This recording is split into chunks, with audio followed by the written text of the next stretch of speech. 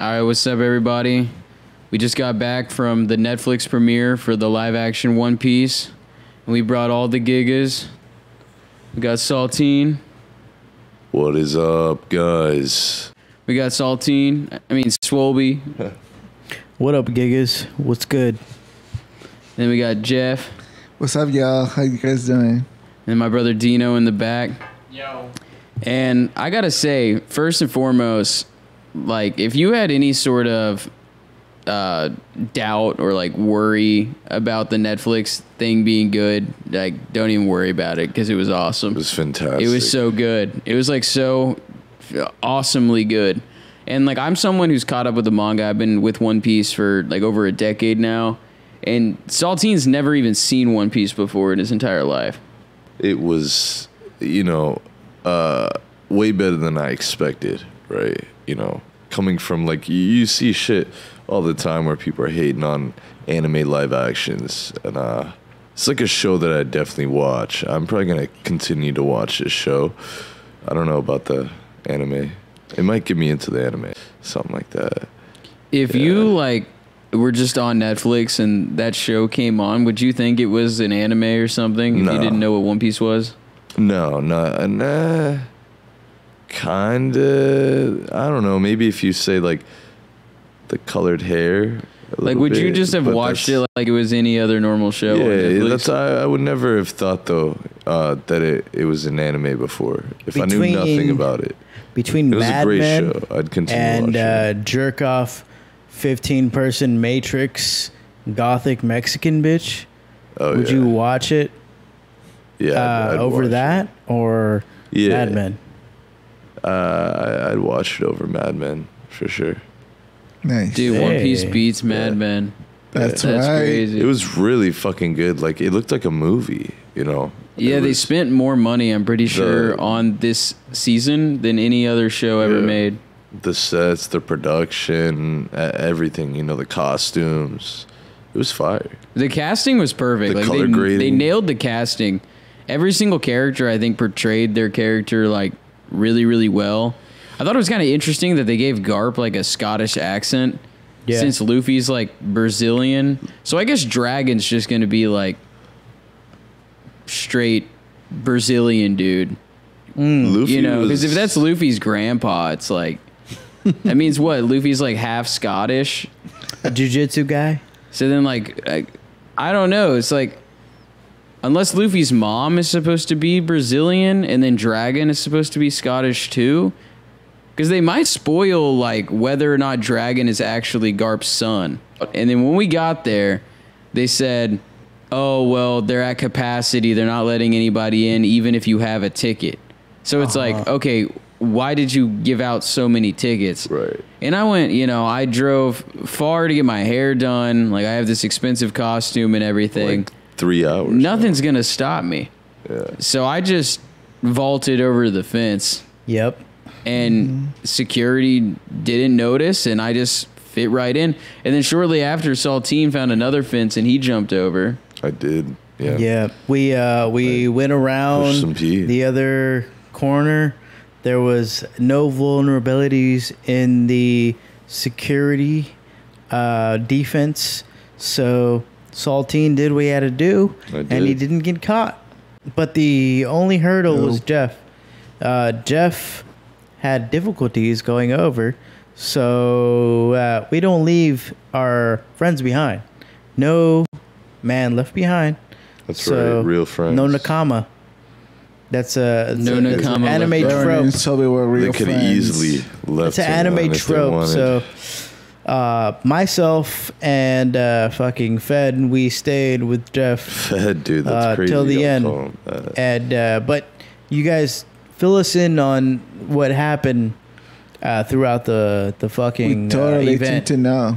Yeah, so the whole event was, they had rides and stuff available. I think you could just ride them for free. I snuck in, so I just didn't want to risk getting kicked out, so I didn't ride any of the rides. Yeah, and people were just constantly asking me to take photos with them. I was getting interviewed by like all of the staff, and I'm going to check Twitter tomorrow, and I'm pretty sure they put a few pictures of me probably on like the social media for the event. And then I got interviewed for like Netflix Latin America. He did. or something like that. So it was a lot of like taking photos with people.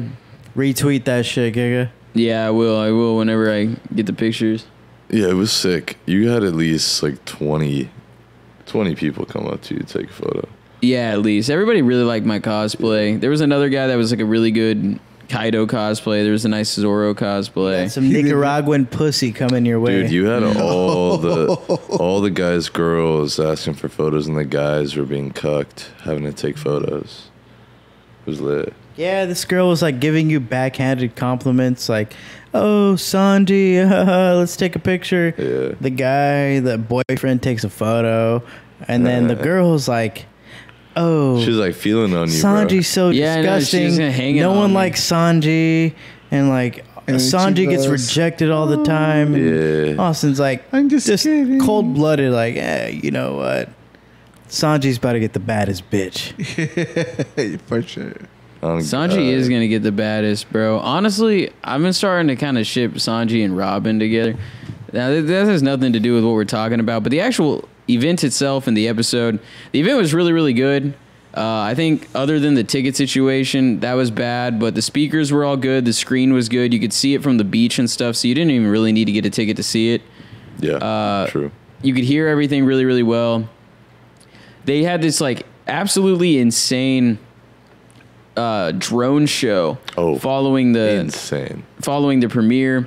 It said One Piece really big. It showed the Straw Hats. It showed the Going Merry. Clown. There was a Sea King. Like, it was unreal. $250,000 worth of drones just up in the Oh, yeah. sky, just Yeah. putting out different images of the straw hat images, just references to One Piece. Like you'd get like Luffy's fucking Gum Punch, and then you get like One Piece. The pirates are coming in October, fucking 31st. I got You're a like, full holy! Everyone record the was whole just thing. going berserk Wow. over this shit. My favorite image was definitely Buggy. By far was my favorite clown? one. Buggy the clown. Yeah, Buggy in the movie looked really, really good too. I mean, in the show. To talk about the actual show, like I don't really have any complaints. I think they did really, really well. There were things that they changed about the story, like some timeline things, like Zoro, whenever he eats the onigiri that the girl gives him, and then it gets stepped on. That doesn't happen inside the yard. Instead, that happens inside the bar whenever he gets into the fight with Helmeppo. The one thing that I could say that I didn't really like is that they didn't have Zoro on the post for very long. Like, he was basically there for a day or an afternoon instead of like an entire month. Like in the manga, he's supposed to be like starving there for a whole month. So like quite a few things are different for the sake of pacing. Like, it sort of makes a lot of sense. East Blue itself is kind of a slog to get through for a lot of people until you get to Fishman Island, and then you get like hooked onto the show. And I think that the Netflix show is like doing a better job of trying to hook people into the show based on the first episode alone, and then also appeal to the hardcore fans because like there's a scene where Axan Morgan is like, "I'm Axan Morgan, the man who took down the Black Cat pirates and captured Captain Kuro." And that's something that like you learn about later on, either through an SBS or something like that, that the reason Axan Morgan got his position is because he was tricked by Captain Kuro. Yeah, I guess it was in it. That's revealed later in the Usopp arc, I guess. But what it's basically doing is taking things from the sort of extra material, SBSs and stuff like that, and then adding references to them into the show now. Like, it was cool to even see in the first episode, you could see Mihawk in the crowd, Bartolomeo in the crowd, Dragon in the crowd. I think they showed Smoker. I forget who else was there. A Shanks they showed in the crowd. I don't know if they showed Buggy because that might be kind of a spoiler for later on. But if you're like a diehard One Piece fan, you'll notice all these things and you'll think that it's really sweet. And then someone like Saltine. Another example is like you get to see this entire scene where Zoro cuts down Mr. Seven. And this is something that I think was talked about in SBS, that before Zoro met the Straw Hats, that he was asked to join Baroque Works by number 7 and then was killed. And they just added that to be like Zoro's introduction scene for the TV show. And I think that it went really, really well. And the gore is one thing that I can really say they did good. Like, he cut this guy completely in half. In half, bro. And we saw the whole thing. It wasn't That's the beauty of live action. The fact that there's more gore involved because they can get away with it, because there's a lot more gnarly shit on Netflix, like horror movies. Right. Like Halloween and fucking Scream and all this fucking Insidious. But try not to cuss so much because it'll get me age restricted. Insidious and stuff like that have a lot of gore, and that's in One Piece, and they can do that. That's the beauty of it, because they can't really show it in One Piece anime because gore is mostly restricted in Japan. Yeah, that's true. Yeah. In Japan, nudity and sexual stuff isn't that serious, but gore and violence is, and it's the opposite here in America. And you'll see, like, in the opening scenes, Alvida is just smashing dudes in the head with a mace, and blood is like flying. And then this one guy, she makes get on his knees, and then she just overhand smashes his head in with a mallet. And there's she kills him. And there's a big blood gush spot on the ground, and she makes Kobe come up and mop it up. And it was like, wow, this is like, they're not holding back. When Mihawk cuts Zoro, dude, like, that shit's gonna be really pretty graphic. Yeah, I compare did they still the show the Kobe scene where he gets fucked up by Luffy? He just like slaps him. It's not bad. The introduction scene and stuff with Kobe is a bit different. It's a lot more faster paced though, and I think they actually I think they handled it pretty well. Oof. But Okay. you're right. I was kind of wishing they had the very satisfying punch into his face. Yeah. But it sort of comes later where Luffy just like walks up and slaps him, which works too. In the anime, he just full on just right hands him. Just gum punches. Which one is Kobe? It goes like You're cute with pink hair. Oh, okay. so that punch just fucking goes like towards this back of the wall and then right into Colby's face, and it just fucks him up. It just like gives him a 1, 2, 3, 4 indent on his fucking cheek, and you see it, and it's like the best detail in the anime. You're like, damn, Luffy fucked up Kobe. Yeah, we didn't get that.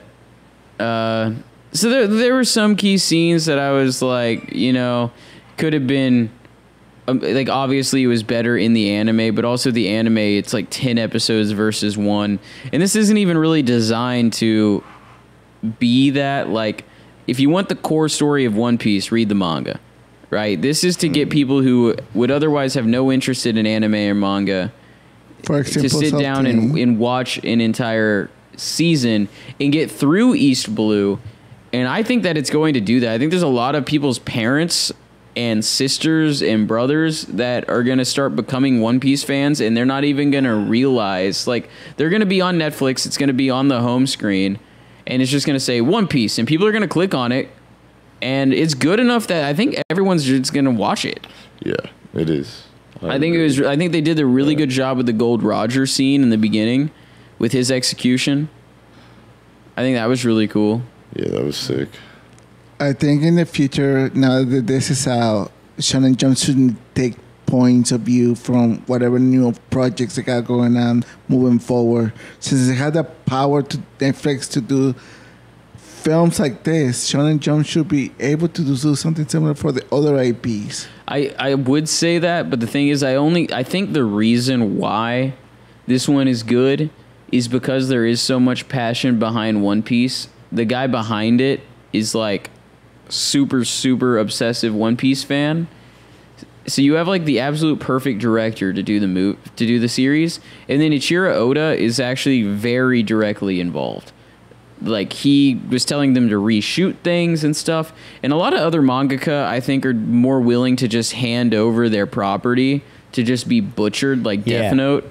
And Ichiro Oda just like put his foot down, and he was like, I'll do live action One Piece, but I'm not gonna let someone butcher my story. I gave it a 10 out of 10 for sure. Really, you thought it was that good? Yeah, I was intrigued the whole time. Nice. I didn't move my eyes off the screen once. What are your thoughts? Like, any like characters stick out to you or moments or something like that? Zoro's sick as hell. 3 swords. They had him pull out the 3 sword thing. I saw everybody reacted. I don't know if that's like something that came later on. But No, like, it's been in the show since day but one. he pulled out his like move with the 3 swords where he bites on one and has the other 2 like linked together or whatever the fuck. Yeah. Yeah, I'm pretty sure that move's called Onigiri. Yeah. But in the Netflix version, he doesn't say out loud the names of his attacks. But I think that like it's gonna rub off from Luffy, and eventually Zoro is gonna be like, Onigiri. Yeah, yeah. Luffy's cool. He's like super energetic, always trying to like uplift people. It looks like, you know, he seems like a cool guy. And that chick, she's pretty badass. I fuck with her. Nami. Yeah, dude, Nami. They made Nami look strong Yeah. in this one, which is cool because Nami is pretty strong. It's just you don't really see a lot of that until like Dressrosa, and I mean not Dressrosa until like Wano. Alabasta, and it's good to show that Nami really is a fighter like early on. So we had a first time watcher with us, Aaron, and he got to witness Nami for the first time. But his first impression was like, "Oh, she's a bitch." Like, okay, just wait a little bit. Well, he's not wrong. At this point in the story, she is kind She's of a bitch. very much a bitch. But Yeah. she has her defenses up in the beginning of the series, and she's like completely got her barrier up, and just like she's not part of a crew. She's just a fucking burglar. She steals. That's her role in the whole series. Yeah, I'm really excited to see Nami's arc, which is like basically the climax of this whole season. Yeah. We go into that character's backstory. And we'll go into Zoro's backstory a bit too. That'll probably come up in the next episode, I think. And then like Sanji. Basically every Your time. character's supposed to be in it, I think. Or I don't know Yeah, what my the character has a super in the tragic second- backstory too. Yeah, in the second episode. Every One Piece Um, character has like a super tragic backstory. Like you haven't even actually seen like a lot of the stuff from Luffy's childhood. That comes like literally way later. Yeah, there's a reason why Nami's a bitch. There's a reason why Zoro's like a fucking dickhead. Moody. Sanji's a fucking just like cuck. One thing I do hope that they start to change with Zoro's character in the live action over time is like making him a little less serious. Like we saw some of that. Like there was some kind of like haha funny jokes, but I want Luffy's energy to sort of rub off onto Zoro like it does in the anime and the manga, because Zoro, like, he's really serious a lot of the times, but then other times he's completely goofy as all of the other Straw Hats and likes to dance and do dumb shit. And it seemed like he was rubbing off on everyone that he was meeting. Yeah. Like even the fucking oh shit, I shouldn't be cussing. Even the what's it, the claw guy or whatever. What was Axe it? Hand. Axe Hand, yeah. Like even Luffy's energy was rubbing off on that guy. You know, I mean, the guy's a very likable person. Did you notice how Axan Morgan was like kind of feeling up Zoro and like low key wanted to bang him? Yeah, for real. Yeah, I he wanna was have like, sex with Zoro. he was like, I definitely. like you. You know, It's like you'd make for a strong Marine. And he's like Yeah. feeling him up, and I'm like, bro, Axan Morgan is trying to molest Zoro right now. For real. You make a He tied him up on BDSM, like Grape peso. Buggy, I think his reveal was really, really well done at the end. His laugh. I think the flashback with that was all really, really good. I wish we got to see the satisfying smash of the bottle over Shanks' head. Yeah. We didn't see that. He just like knocks all this stuff on the ground, and then Shanks is like, "You got a mop, I'll swab it up." But like in the manga, And like Luffy's that like, guy "You're a like kind of bitch." beats the shit out of Shanks. Luffy called him a bitch too. Yeah, And he was like, man, like, you're a coward. He was like, you know, should have fucking beat his ass.